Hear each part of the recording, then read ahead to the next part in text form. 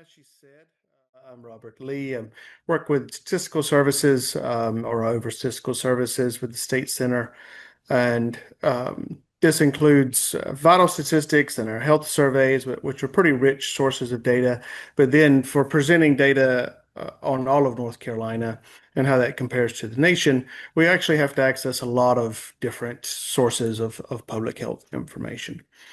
So what I'm going to do tonight is just kind of go through what some of those are and kind of where you can find them. After which, Eric will do something a lot more fun, which is show you our new health data portal and kind of where some of that data lives, how you can access some of it there, but more about how it's presented there, which is really cool. Um, the slides can be kind of dry, so I don't typically read from the slides exactly as much as just talk about what's on them. All right, so we have several types of data that's kind of used for public health purposes. And I'll explain a little bit what these are. I won't bore you with too much detail. And we'll go through some of them. Some of them I'll talk about a little more because I know more about them because they're the ones I use on a regular basis. And other ones are there more as a information that they exist. Some of them are very hard to get to. Some of them are very easy to get to. First is census and surveys, the U.S. Census done every 10 years, then all the different surveys that are done. These can be very pointed or very broad. Two examples we have here are BRFIS and PRAMS, both one of which is currently ran through my shop and one used to be. Now we're doing an alternative. Your vital events data, which is just the data through the course of our lives, births, deaths, marriages, divorces. And then health surveillance related. I lump a lot of things into this one a bit with disease registers as well as epidemiological surveillance, which kind of takes a couple of forms that I'll mention when we get to that point. And then health utilization data. So this is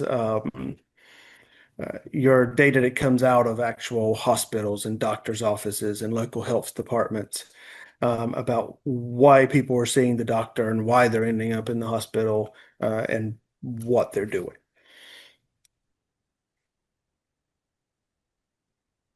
All right.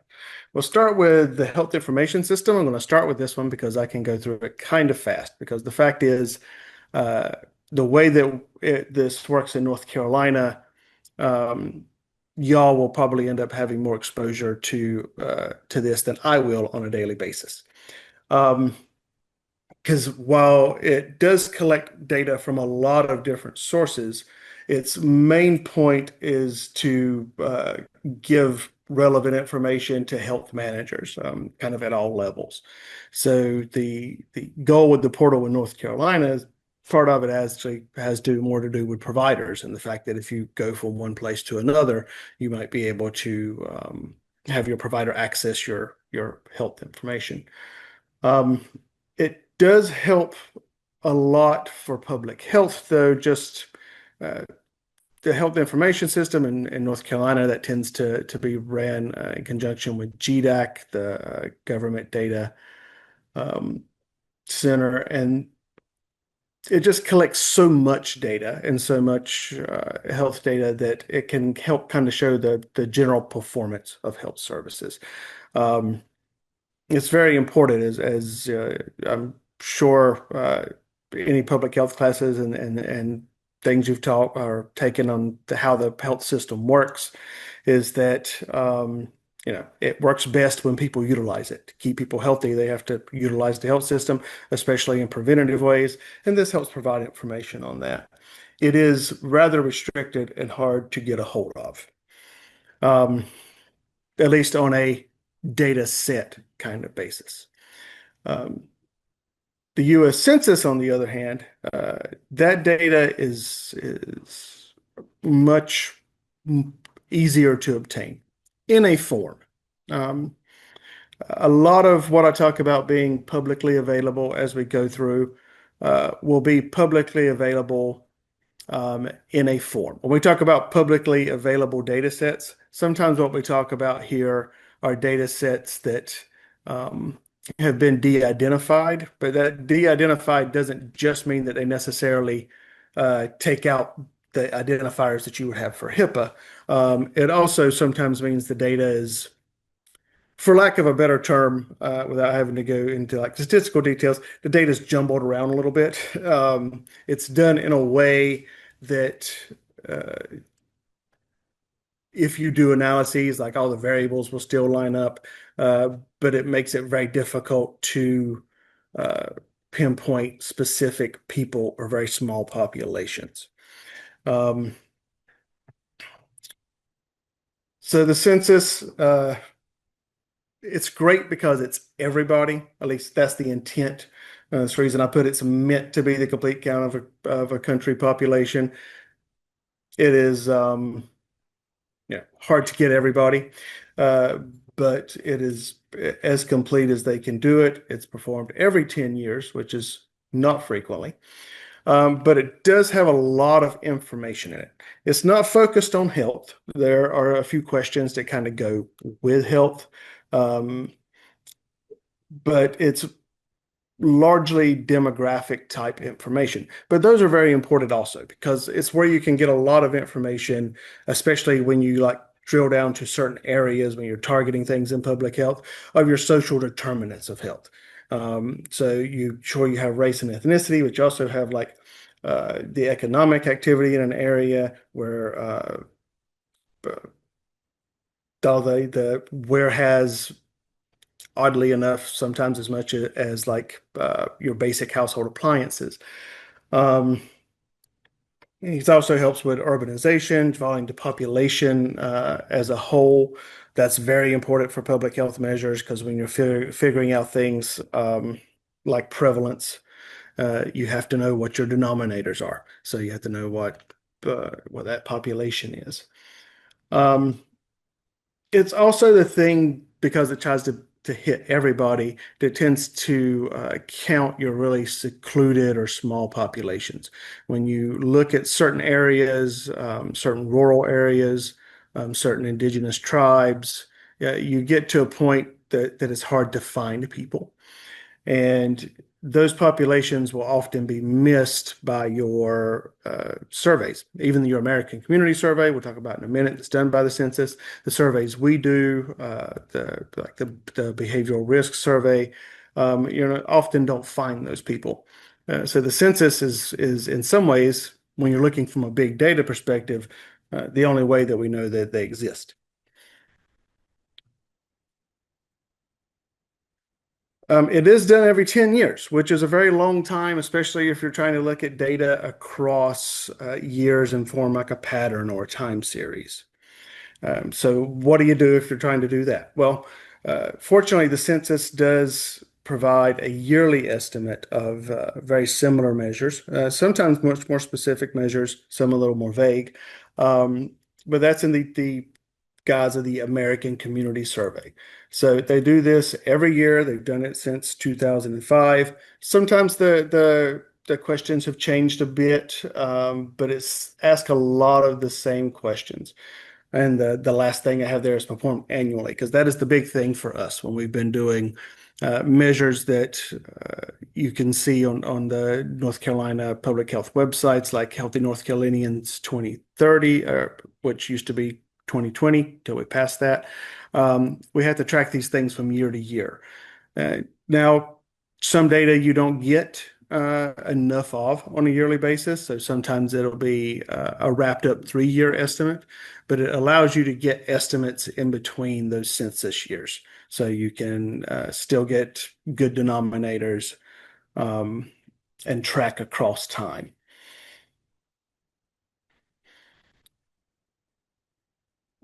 Still in the theme of surveys. Now this one is kind of my baby. Hold on, let me turn my screen. I've got two monitors going, so let me be able to see. Um, the Behavioral Risk Factor Surveillance System, BRFIS for short. Uh, that is a CDC funded survey that is done across the nation. Um, it's done a little differently in each state, but it's generally the health department that does it or either contracts it out. Um, It's technically a competitive grant as of the last two grant cycles, but it tends to go to health departments. Um, in that case, that's us. It goes to our survey unit. I won't get into the stress of the last few weeks. The funding is a little delayed this year, but it's our biggest survey for tracking health and risk issues. It is done annually, and there are publicly available data sets, both for our state as well as for most states, and a national data set as well. And that goes by that previous definition, where it's going to be a de-identified data set that you can use. There are different topics, and these topics will vary. And when I say vary, I'll get into that in a moment. But in general, what we're asking about are chronic diseases, your health risk behaviors. This is a big one. It's where we can ask about things like alcohol use, tobacco use. Um, we ask about explicit drugs. We ask about diet, exercise. I put sugar sweetened beverages on here because it's one of our big things that we report on the Healthy North Carolinians. It's a big thing, especially it goes along with the school survey they do of children to see how that compares. It also lets us know how people are reporting on their preventative health practices. Are they getting their cancer screenings? Are they going to the doctor? Do they get immunized? Um, when we get in the registries, there's also something else for immunizations, but this is tells us what people are saying they do. It's their self-reported thing. It also lets us we ask questions dealing with mental health, not just mental health activities like in a formal medical setting, but also kind of do they practice other self-care for their mental health, whether however they would define that as yoga, meditation, whatever. Do they actively work for their mental health? Now, questions do rotate, so you don't get every question every year. There are some core questions, you certainly do. And then there are some that will be asked on even years, some on odd years. Every now and then, because states are allowed to have discretion as state added questions. And in North Carolina, that means that it sounds a bit mercenary, but we actually sell questions. We put out a application in August. Actually, we just sent it out, and people will apply to be able to ask questions. Um,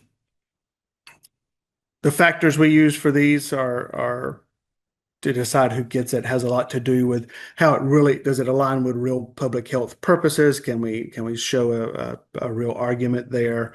And then we can only take so many because it is a landline survey or a cell phone survey as well, but it's a phone survey. Once you get somebody on the phone, you can only keep them on the phone for so long.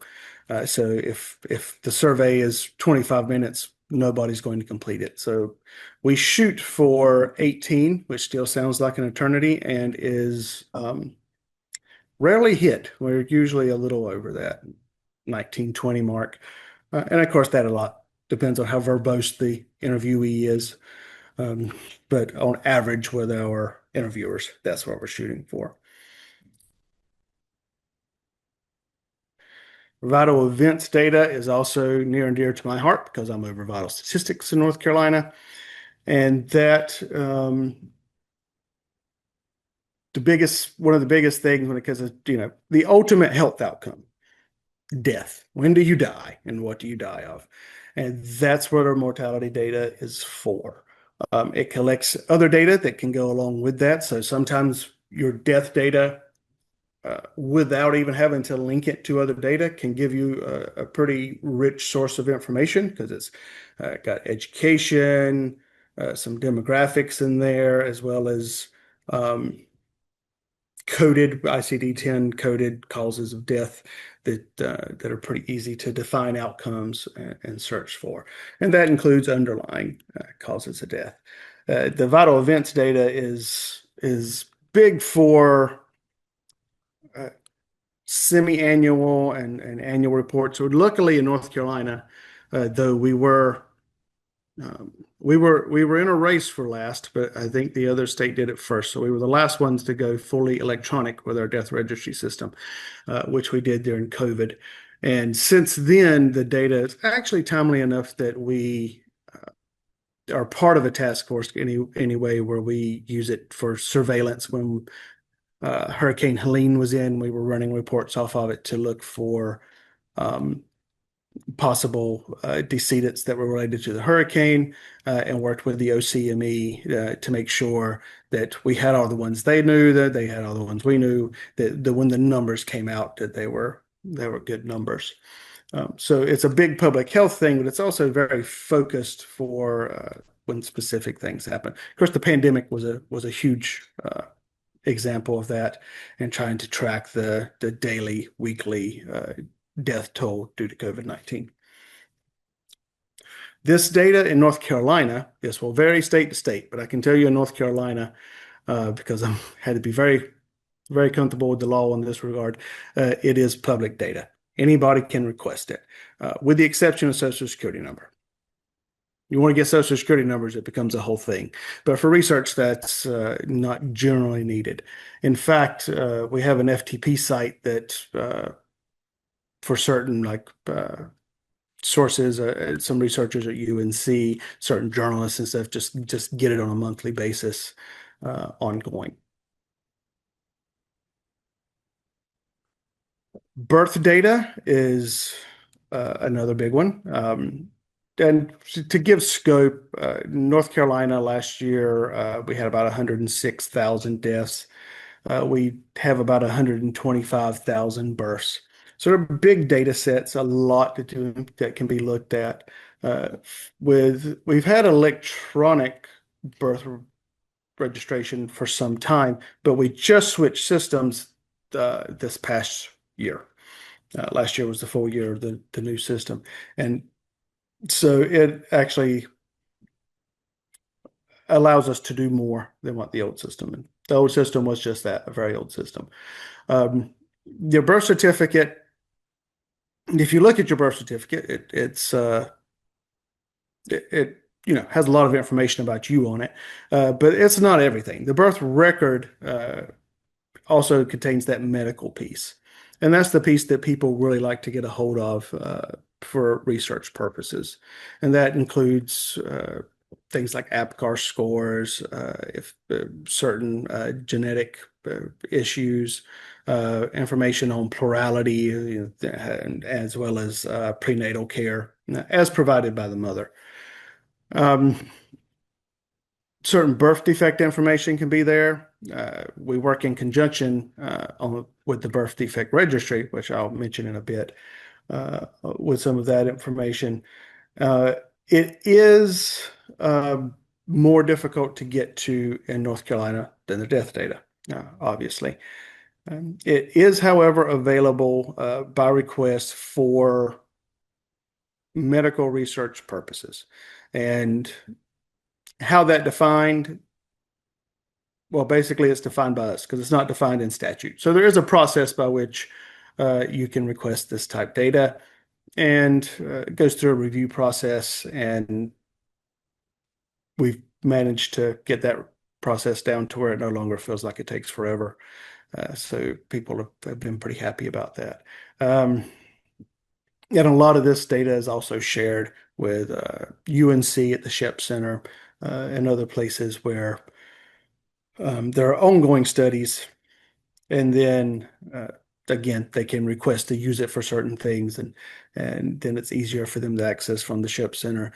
There's a lot of ways to get to this data, but the key, as we have to keep explaining people in the law, is for medical research purposes. So we have to define that well in any research.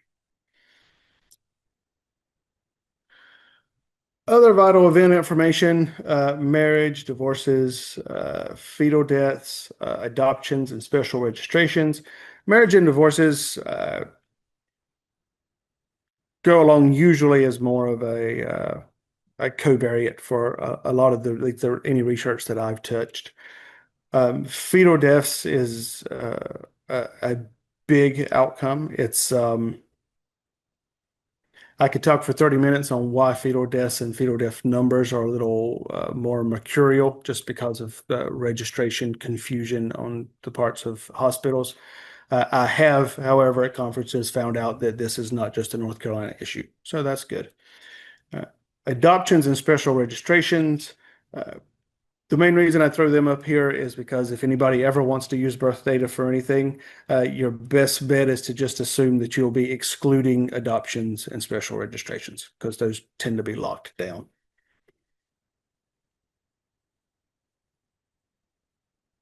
All right. Uh, Epidemiological surveillance and disease reporting. So I kind of put some of this stuff together because some people will define epidemiological surveillance as a lot more strictly and acute, and that's mentioned in here too. Like if there's an outbreak and you have to perform surveillance to make sure that it doesn't get bigger, or if it does, that you know what's going on. But there's also ongoing surveillance, which is uh, sometimes done in the way of disease reporting, sometimes done in registries, sometimes it's done just through the sharing of our vital event information as well as hospital discharge information with people in epidemiology, particularly occupational health and um, chronic disease as well as injury prevention. Injury prevention uses it for a wonderful tool that they have. Uh, it's getting press again before COVID. The biggest issue that we fought on tracking data for was the opioid epidemic. So overdoses, especially those that were fatal, but any of those that ended up in the ED, hospital discharge data. So a lot of linkages happened there um, in order to supply them with what they use for their opioid dashboard. It's still up and can be found through the public health's website. It's great. It allows you to drill down. It's like a opioid specific version of what Eric's going to show you a little later. It's very cool. Yeah, it's cool to be able to look at the data. I'm a statistician. Sorry, it's not cool that there's enough overdoses to have a dashboard about it. So what kind of stuff gets this? Well, there's two things that usually end up that you'll end up being able to find data on or find that there are registries or surveillance about, and that's things that have a big impact and things that may not have as big an impact but are very bad. So there's a big impact in two ways, basically, either very severe or affects a lot of people, and certainly things that do both. Um, So reportable diseases, things that automatically get reported through the health department to the state health department, and epidemiology follows up on this. It's also to make sure that there's no outbreak in certain situations, and then there's mandatory contact for other situations like your sexually transmitted infections. Um, You'll hear a lot of reports now on different vaccine presentable preventable diseases that are breaking out in different places. So those are reportable. Foodborne illnesses, of course, because you want to track down the source of those and let people know what to look for. And then, of course, emerging infections. Again, that's that acute surveillance where once it's reported, then a lot of stuff springs into action to collect data there. And then from a data public health standpoint, that gets written up, and later that's accessible to kind of study and look at, hey, this is how this outbreak happen. In public health, it's really big to look at that type data, and it helps with your emergency response teams and figuring out plans for if this happens again, what are we going to do? This is take out the trash can. I have Alexa talking to me in the background. This is a reminder. Take out the trash can. All right. Health registries. The first two I have up here are up there for a reason because I work with these people. There are other branches in the state center. That includes the birth defects registry program. That's very thorough in birth defects. There's birth defects on the birth certificate and hospital discharge data. That's good data, but what the health defects program does is actually have data collectors out at the hospitals. Anytime one is reported, they go through medical records and just get a lot of rich data about them. The richer the data, generally, the less timely it is. So, I've got birth data, so I've got some birth defects data right up to, well, it's August, so right up to the beginning of August. But the birth defects monitoring program are finishing up 2023 because it's a lot lengthier process to do what they do. The Central Cancer Registry is, again, we have it in North Carolina, but it's nationwide. And of course, it's kind of like Burfus in that way. It's funded through the CDC, and you do grants to be the house it for your state. And cancer diagnoses, as well as information about first treatment, first round of treatment, is in the cancer registry. Again, public health standpoint, it's huge because the cancer registry has helped us pick up like pods, like any place that there seems to be like a hot spot. That's happened twice in the last 3 years or so. It's some of this data is available, some of it's published, some of it's available aggregate form, and some of it's more specific, available by request. Again, generally de-identified. Identified data is always a lot harder to get a hold of than de-identified data. And the National ALS Registry, I mentioned because I did some work with them in the past, so it's one that I could talk about a little bit if I had to. But then if you go to the NIH, and I list the website at the end, there's a complete kind of list of registries. If you are interested in a certain disease and want to look, it's a great place to look. Some registries are CDC supported and are have a strict regiment. Some are more funded by like advocate associations and other research associations. So the level of rigor can vary. So you just have to read up on what you're looking at and know what you're getting into data-wise. All right, discharge and claims data. So my career has been a little eclectic. I started off with biostatistician, health research stuff. I did a stint working with WakeMed, doing more of a healthcare quality and pattern recognition type stuff. But it was there that I really figured this out when it came to hospital discharge data. Collecting data for public health purposes is generally funded by nonprofits and the government, and tends to be hard. Some of the most complete data that we have in public health is this discharging and claims type data. And it's because it's not collected for public health. It's because it's collected for financial reasons. Your ICD-10 codes, basically anything that happens to you in a hospital or a doctor's office tends to get coded.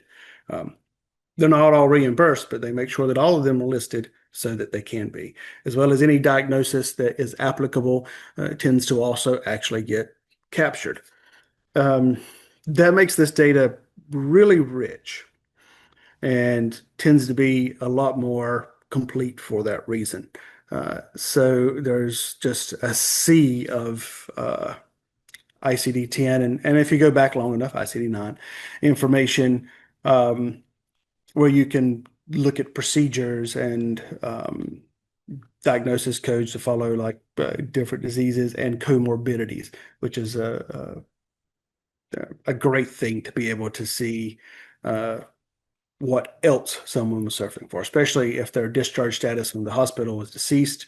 Uh, the vital information will have the reason they died and underlying conditions, but it may not have all the diagnoses that would go to that person. That really depends on the thoroughness of the medical certifier. So this is great, great data. It is very limited in availability, unfortunately. The It tends to be used more for healthcare quality reasons. And fortunately, in North Carolina, the health department, through me, gets a copy from the Healthcare Association. So it's also used for surveillance. And with some CDC fellows and some other things that we've got going, we've managed to open it up a bit for some research purposes and modeling type things.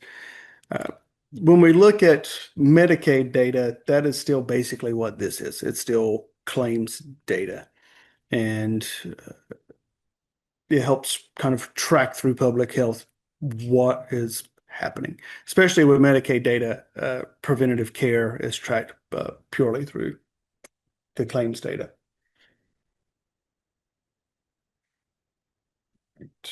Oh, I thought I had one more that had the websites on it, but I will send that one to uh, Monica later to send out, because it's just kind of a list where you can go through, and some of these things will have great data portals. The census and the American Community Survey has a pretty effective data portal. I won't say it's intuitive, because that would not be true, but it's really effective once you get used to how to put in search terms and find the tables you're looking for. And then our website for the North Carolina State Center for Health Statistics has a lot of data on it from the two registries I mentioned, as well as BRFIS and vital event data. Um, it will look like you've flashed back to the early 90s, at least when you get on there, but we're working on that. And when I wrap up here in a second, you'll see how we're working on that, because Eric has something that's really cool to show you.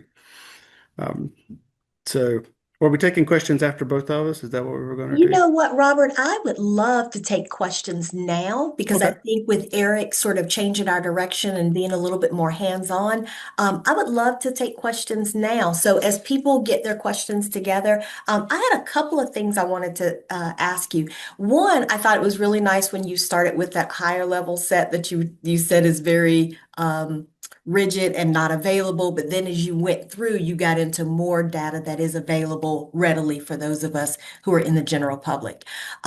One question I had was about services. I am considering trying to find some funding to do a large statewide survey, and I was wondering, does your shop offer any support or assistance to individuals who are doing health-related types of surveys across the state? Well, that's apropos that you ask, because in the last 2 years, that's something that we've actually been working out.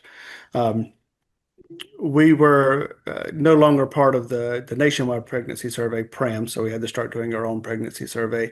And in that, we have offered up to a couple of counties to oversample their counties and try to. So we've been offering, for public health purposes, some limited consultation and receipt-based kind of contract stuff to work with folks and offer that. So it's anything from free services where you can consult with me or the other survey statistician and get some help with how to design a survey, or it can even be to the point of helping like run samples and do that kind of thing. We worked with the Health Consortium. Just time flies. I guess it was about 3 years ago now that we started doing that. Okay. Alrighty. And Julia, did you want to make your comment? Let's see. You're muted again, Julia. Can you hear me now? Yes. Okay. I use the Burfis data for my doctoral research thesis. I requested in like 2022 and I got it within, I think, 48 hours. And it was just a really easy process to request and utilize. And the directions were great. So just I've used it and it was wonderful. And Robert, I just wanted something to clarify. You had mentioned a slide missing and it had websites. You're going to send us a slide with this deck that has links to all of the resources Yes. that you were describing. Okay, yeah, that seems like that would be really important for our group to have that. And I personally would like to have that too. So yeah, thank you. It's interesting how much is readily available there. I often use the opioid overdose and ED visits when I was working in opioid safety. It's very well done and very useful. And it's good to have access to that level of refined data, especially, some of the health departments even will struggle with interpretation of things. The opioid data is a great example because they'll come out with national estimates of opioid deaths per 100,000 people. And for a couple of our counties in North Carolina that don't have 100,000 people, that actually makes it look like more opioid deaths than happened in the county. If you have 50,000 people and that's that rate, they basically double it. And so the dashboard gives them a kind of resource to store people to say, hey, this is the actual what a county really looks like in this regard. And I understand cannabis data is either available now or will be soon for Yes. ED visits and the like. Yeah.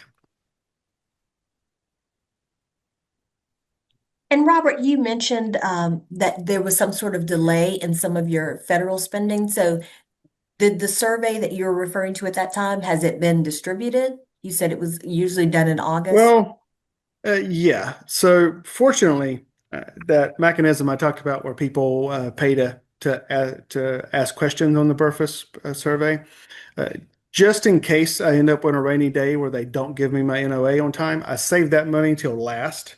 So while the funding technically ran out in July and we're still waiting on the NOA, we're assured it's supposed to come. It's just with everything happening with the CDC, a lot of NOAs are delayed now.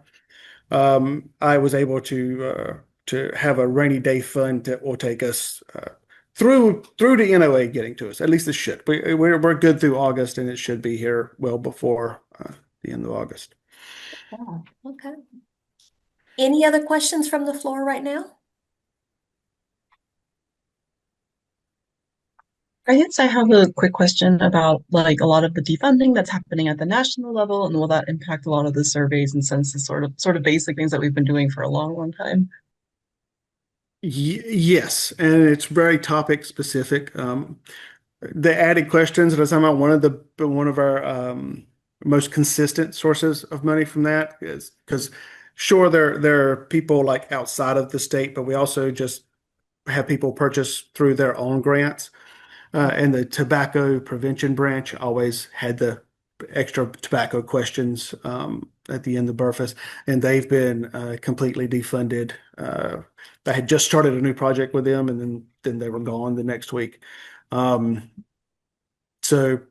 those questions are essential to public health. So we're going to have to just keep asking them and just take the hit on the money. But depending on which topic it is and what sources are there, some things are going to have a lot less data to go on in the next few years.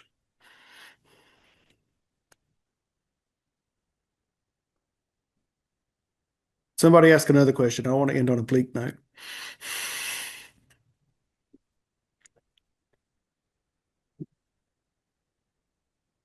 Okay, well, I'll turn that one into a positive note. I will say that on that, in addition to just trying to weather it and do the best that we can, public health is actively looking at different ways to try to still collect and present as much data as we can. And when something goes away, like tobacco, then we'll ask it for free and just try to figure out how to best pay for it and distribute the data. We also have done we've been upping the price on questions the last every 2 years for the last little bit because we were asking a lot less than other people, it turned out. And when things like the current funding climate, we're working with people instead of raising the prices on the cycle again, because things are tough all over, and it's just this data, seeing what public health looks like and tracking these behaviors and these outcomes are essential. And you can't do anything if you don't know what's happening. So we are working hard to keep it running. Thank you, Robert. That was really, really well done. And we look forward to getting your slide deck and sharing it out with this group. And I'm going to put in a special request. I feel a hard-working Friday coming on for me. So it would be great if you would send me that list tonight or first thing in the morning, and then I can get an email out to this group first thing Friday. So thank you, Robert. And so now, please note, Robert's going to stay on. So if you have any other questions for him, he'll be here. We're going to turn things over to Eric Lay and have him walk us through some visualization of health data. Thanks, Manisha, and thanks, Robert. Hey, guys. My name is Eric Lai. I'm part of the great team at State Center, same as Robert, under a different branch, the local data analysis and support. So as the name would suggest, a big part of my job is providing support to the local health departments, data analysis and related issues. So as you've seen just now from Robert's great presentation, there's a lot of data out there. Various sources, they're all robust, different criteria.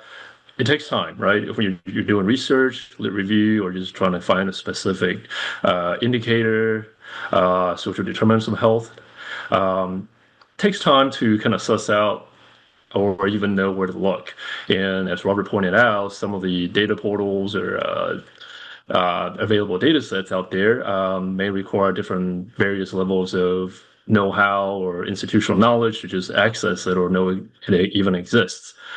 So one of the things that I kind of came across engineering me is like, how do we make this kind of a little bit easier, since we're going to be doing this for the local health departments, annual basis. Like right now we're doing the state health assessment just to see how we're doing, county level, by state compared to the country, etc.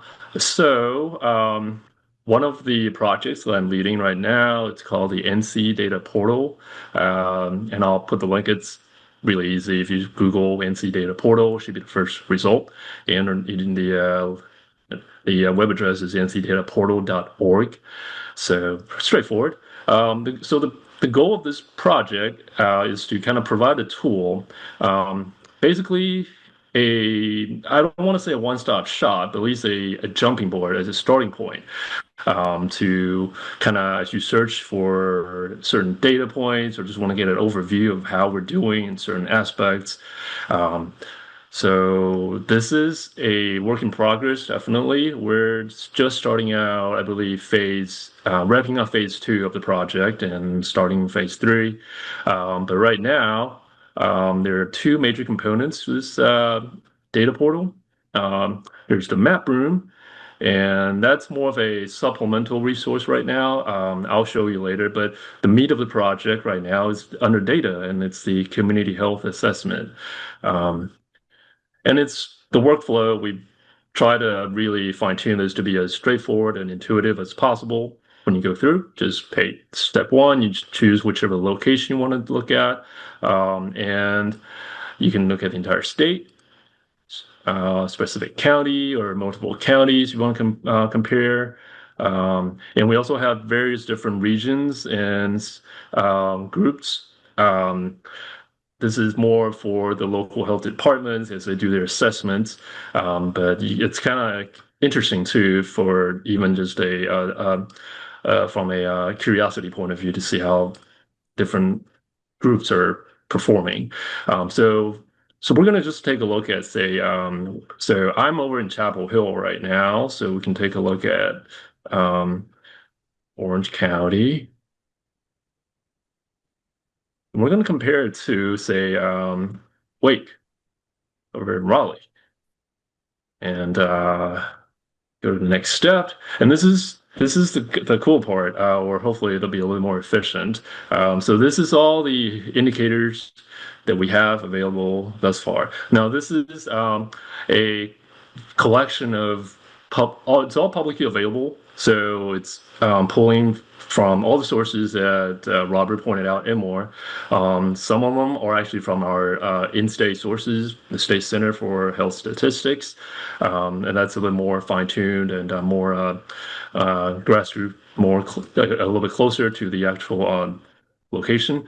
But for example, if you want to take a look at, hey, total population, and you can see how you can break it down into specific age groups, race, ethnicity, special groups, and other buckets of data. We call them buckets right now, these groups, economic stability, employment, education, social support, neighborhood and built environment. And it's really easy to, if you do this as select all, if you can choose each one, there's a little information that kind of gives you a little overview of what you're looking for or looking at. And there's and you'll see there we would try to have all the data sources documented as closely and as precisely as possible. So if you want to dig a little bit more, you can definitely go from that. And physical environments, healthcare, clinical care, and this is still ongoing. So we might be reorganizing, and we're constantly adding more indicators. For health behaviors, we have alcohol, tobacco use. Now, I just finished integrating the most recent data set, and as Robert pointed out, that may be our final formal data set for a while. We'll see what happens. Hoping for the best. Health outcomes, and this is a lot of the pulling from, say, the Cancer Registry, which is a great resource, and other sources. And I do want to point out some of the indicators with the NC, for example, life expectancy. If you see the NC, that is pulling from our state center, and that's probably the most precise and accurate data for our state usage. So some of the other sources might be pulling from national data sources such as CDC or the ACS, the American Community Survey. So that may be a little bit removed further out, but just want to point that out. So for demo purposes, total population, let's look at poverty. How about that?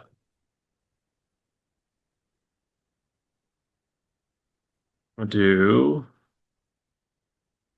that. All right. So now we'll just go to reports.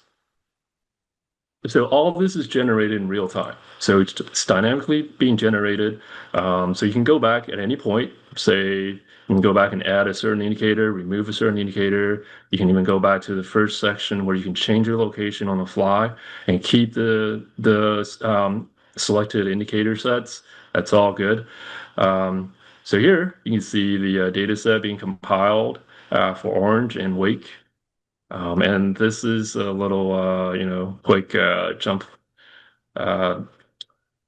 little tool for you to jump to different sections. We only have 2 indicators selected, but if you have more, it's kind of handy to jump into different sections.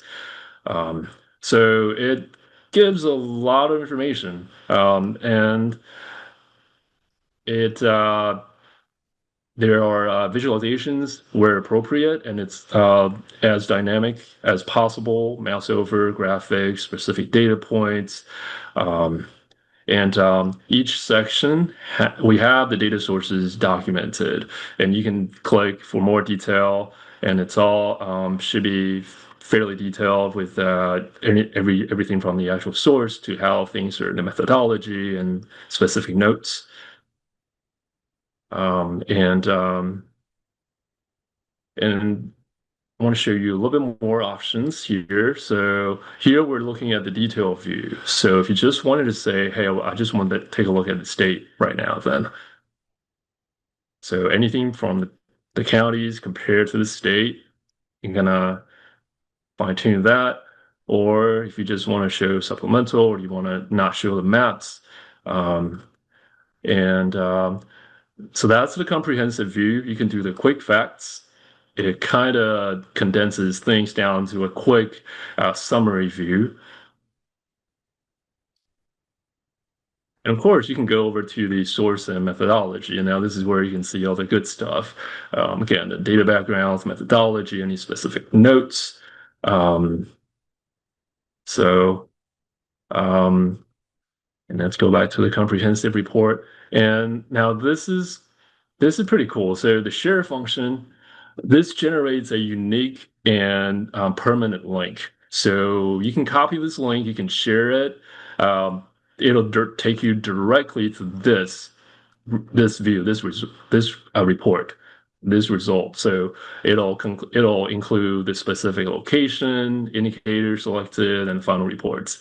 So if you find something you want to, hey, I want to document this for later or come back to this later, save the link and come back right here.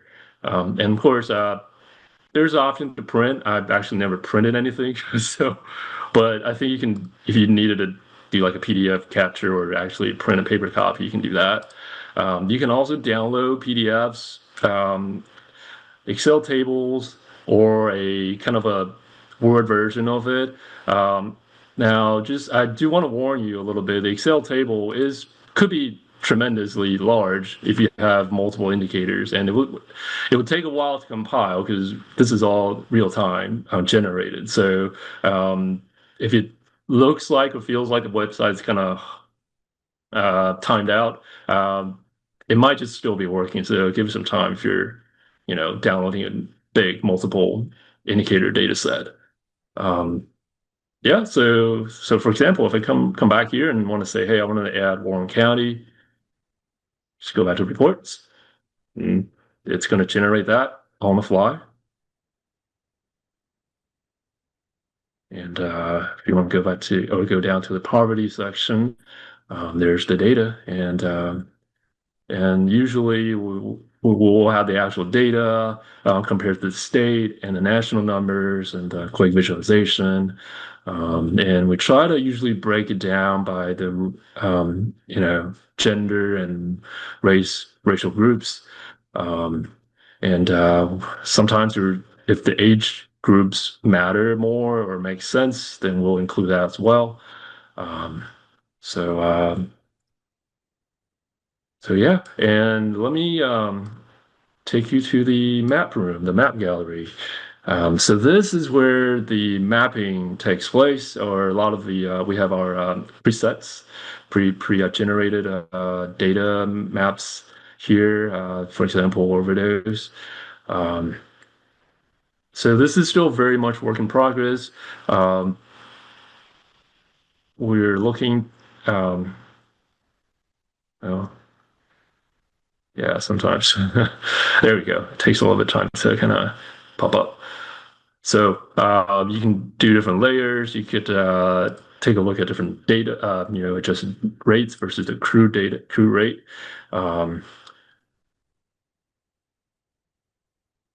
So that's one. You can add data. So if you really want to play around with it, you could search for other indicators and stuff.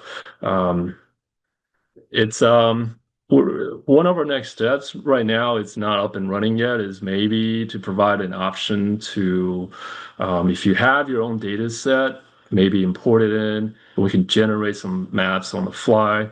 But we're still working on that. That's definitely phase 3, part of the goals for phase 3. So anytime you want to go back, click on the state icon and take you back out. And that's about it. And again, this is not obviously it's a great resource, but it's by no means an exhaustive, complete final source. For example, I mean, we've already kind of discussed, the opioid database dashboard is a great resource, and the cancer registry is also amazing. And we're actually working on another section right here, to kind of link or kind of introduce all the other major dashboards and data sets and data portals, obviously, that we find pertinent and great sources. So if you can't find, or if you want something more detailed, hopefully those additional data sources will be able to give you that additional level of detail. So yeah, and please feel free to, if you play around with it, come across any bugs, or any feature requests, or any just maybe, hey, maybe this workflow is kind of wonky, or it could be more optimized or more efficient, or just anything, any comments, suggestions, complaints, feel free to reach out to me. We're definitely this is still a very much work in progress, but it's getting there one step at a time. So yeah, I think that's about it for me. I hopefully this will be a valuable tool for you, and um, spread the word. And I think the more feedback and the more people that we get using it, that's great. Get more information and kind of hopefully improve it for the future.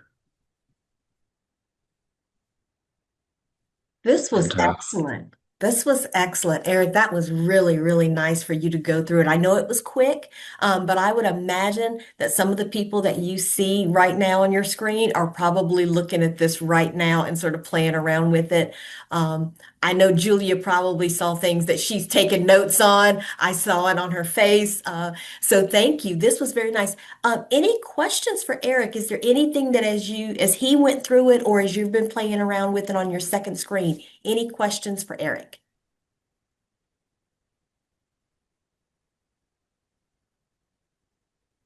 I don't have a question, but I thought that was a super useful resource for us, especially when we're doing presentations and working on quality improvement projects of our own to get data and statewide and local data. So thanks. Eric, I have a question for you. So this is very impressive, and clearly so much work has gone into this resource. Do other states have stuff like this? If I wanted to compare North Carolina to Georgia or Virginia or something, do they have this kind of thing? I know for sure Virginia is working on something similar. Massachusetts has something, and this is a partnership with the University of Missouri, the CARES team there. So most states have something going on. Whether or not it's similar detail or level, I'm not so sure. But I know. I think you're at least. I know for sure Virginia and Massachusetts are on board similar systems.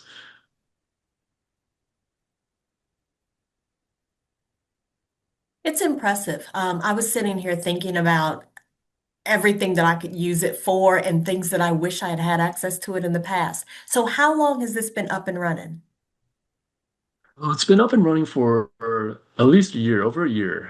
We at first it was kind of a soft opening, kind of open it up to a small select group, kind of do some troubleshoot, get the first phase out, make sure it's stable. But yeah, it's up and running, and we're constantly adding new features, and definitely adding more data indicators. And and again, I think we are going to.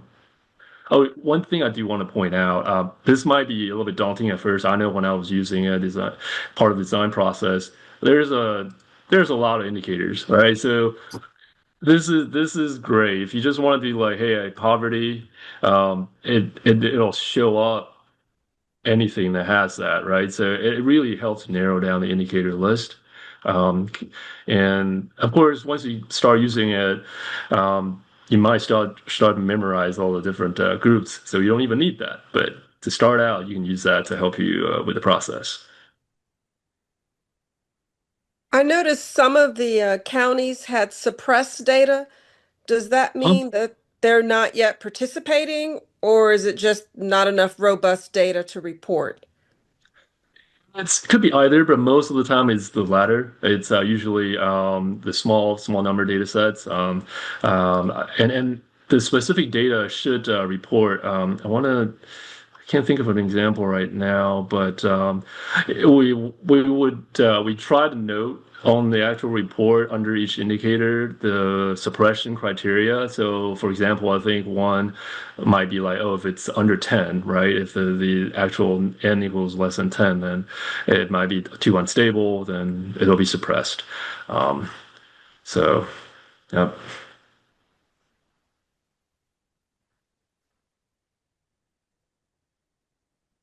That was a good question. I saw that too. Yeah. Let's see if we have.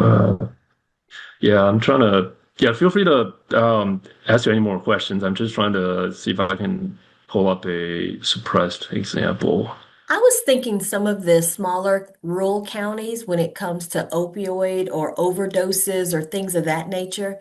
Um, your Avery County, for example, your small rural counties.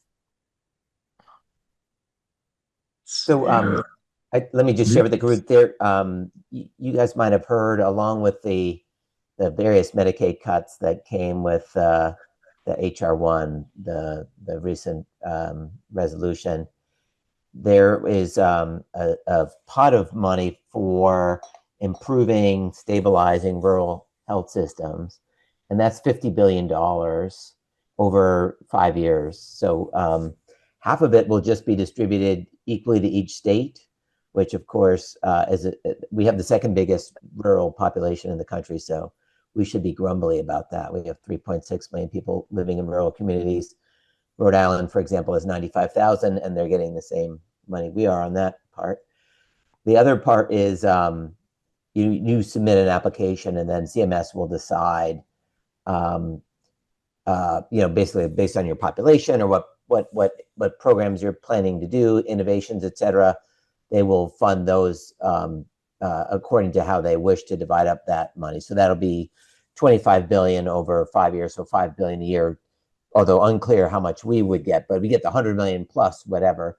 But assuming we get more than a 50th, because we have such a big population, it could be $300 million a year.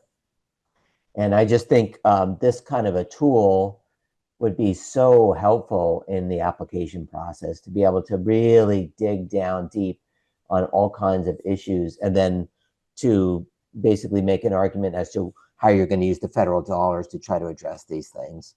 I think this is going to be super helpful. I'm going to help with the application. I'm not the lead person on the application, but I think we'll certainly use this quite a bit. Yep. Yeah, well said. Yep. So I just want to point out, for example, we're looking at colorectal cancer data, and this is the entire state. You can see for Tyrell County is suppressed, and if you go to detail, under notes, data suppression, it shows that if the number of cases is less than 16, then it's suppressed. So that's usually how we denote that, or if it's or sometimes we just kind of write it out here too in the description to make it more obvious.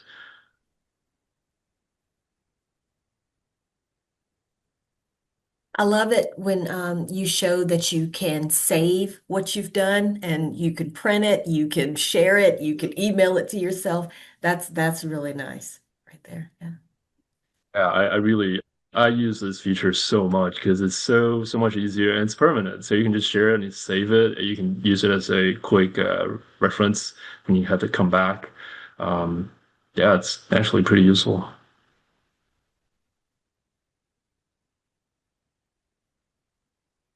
Any other questions for Eric or Robert?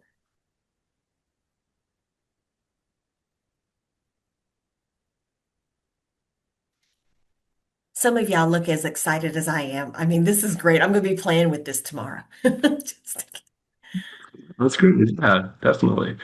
Okay. Thank you, Abigail. Thank you. Thank you, Robert. Thank you, Eric, so much. We'll give you a round of applause, either using the emojis or actual hands. And thank you, Robert and Eric. We'll be following up with you to share evaluation information with you. And Robert has already sent me his slides, so we will be getting that out. And I will ask the advanced healthcare leaders if you would stay on for just a few minutes and let me finish up and sort of wrap up, and then we'll hear comments from Dr. Kilpatrick and Dr. Greenblatt.